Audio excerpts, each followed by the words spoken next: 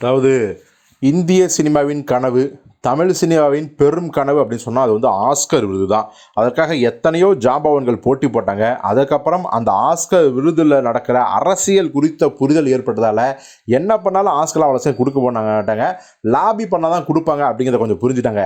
ஆனாலும் கூட சிறந்த படங்களுக்கு சிறந்த கேட்டகரியில் எல்லாத்துக்கும் கொஞ்சம் நேர்மையான முறையில் விருது கொடுப்பாங்க. பட் வந்து பார்த்திங்கன்னா அதுலேயும் வந்து பார்த்திங்கன்னா மிகப்பெரிய அளவில் அவங்கள ஈர்க்கணும். அதுவும் அவங்களோட இயக்குநர்கள், அவங்களோட தயாரிப்பு நிறுவனம், இந்த மாதிரியான பல சமாச்சாரங்கள் இருக்குது அப்படிங்கிறதையும் நம்ம தொடர்ந்து பார்த்துட்டு தான் இருக்கோம். ஆனால் இந்த மாதிரியான சலசலப்புலாம் வர்றதுக்கு முன்னாடியே நம் இந்தியாவை ஒரு தமிழ்நாக உலகம் முழுவதும் தெரிய வைத்த ஒரு ஜாம்பவான் தான் நம்ம இசைப்புயல் ஏஆர் ரகுமான். அதுவும் ஸ்லம் டாக் மில்லியனர் படத்துக்கு இசையமைத்து சிறந்த பாடல், சிறந்த பின்னணி இசை 2 கேட்டகரியிலும் பார்த்தீங்கன்னா ஆஸ்கர் விருதை 2 வாங்கிட்டு வந்தார். ஸோ மிகப்பெரிய ஒரு கொண்டாட்டம் ஒவ்வொரு தமிழனுக்கும் இந்தியனுக்கும் இருந்துச்சு அப்படிங்கிறத யாராலையும் மறுக்கவே முடியாது. இப்போ பார்த்தீங்கன்னா மீண்டும் அவர் ஆஸ்கார் விருதை வாங்க போகிறார் அப்படிங்கிற தகவல் வந்திருக்கு.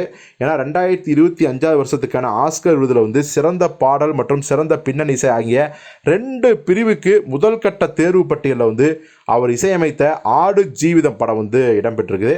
சிறந்த பாடல் பிரிவில் வந்து பார்த்தீங்கன்னா மொத்தம் 89 பாடல்கள் இடம்பெற்றிருக்குது.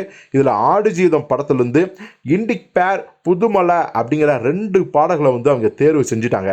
அதே மாதிரி பார்த்தீங்கன்னா பின்னணி இசைக்கு இது வரைக்கும் 146 படங்கள் தேர்வாகியுள்ளது. இதிலிருந்து 15 பாடல்கள் மற்றும் 20 படங்களின் பின்னணி இசை தேர்வு செய்யப்பட்டு இறுதி பட்டியலுக்கு செல்லும்.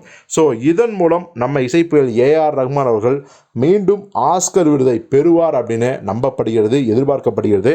அது வந்து பாடல் கேட்டகரியிலும் சரி, பின்னணி இசை கேட்டகரியிலும் சரி, 2த்துல ஏதாவது ஒன்று அல்லது 2009 வாங்கின மாதிரி 2 பிரிவுலையுமே அவர் ஆஸ்கர் விருதை வாங்குவார் அப்படின்னு தான் எதிர்பார்க்கப்படுகிறது. ஸோ இசைப்புயல் ஏஆர் ரகுமான் நிச்சயம் அதை சாதிப்பார், வெல்வார் அப்படிங்கிறத ஒரு இந்தியனாக, ஒரு தமிழனாக நம்ம நிச்சயமாக அடித்து உறுதியாக நம்பிக்கையோடு சொல்லுவோம்.